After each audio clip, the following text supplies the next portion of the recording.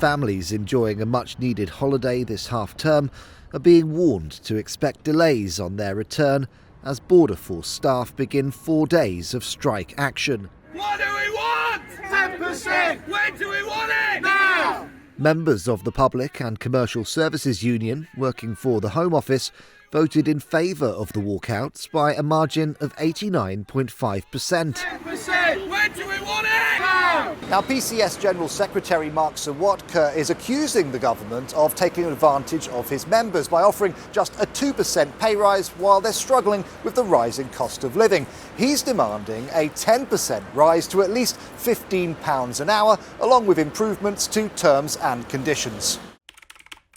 Tony Smith is the former Director General of the UK Border Force. He says he understands staff anger. Yes, I think they are right to be angry. They've had a pretty poor time of things lately. Their salaries have been falling behind, like many public sector workers have been falling behind inflation for some time now. Let's talk about safety. There's going to be about 1,000 Border Force officers on strike today. Can the government still protect our borders? If I were still there, I'd be wanting to satisfy myself that the critical entry points are being covered. Every person who enters this country, whether they're British or not British, is checked against a watch list.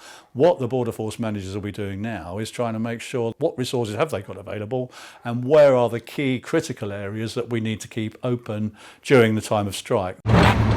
With customs and immigration staff joining the picket lines, inbound travel will be affected from the French ports of Calais, Dunkirk and the Coquelles Channel Tunnel Terminal, with some of the biggest impact felt at the port of Dover. The government says extensive measures have been put in place to minimise disruption for travellers, including using military personnel. However, that help could be minimal, as they won't be allowed to work in France. Rob Staines is a travel expert. He says check before you travel. Speak to your ferry operator, your rail firm, find out exactly what time you should be getting there. Make sure you've got given yourself enough time. Make sure you have enough snacks, enough sustenance. Sign up for those travel alerts as well, just in case there's any last minute changes. And please be kind and patient to the people who are working at the borders, trying to get people's checked and through as quickly and as safely as possible. The government says it's working with France to support the flow of passengers and goods. However, anyone due to travel into any UK port should be prepared to face longer than usual wait times. Meanwhile, the PCS says targeted strikes like this will continue until their demands are met.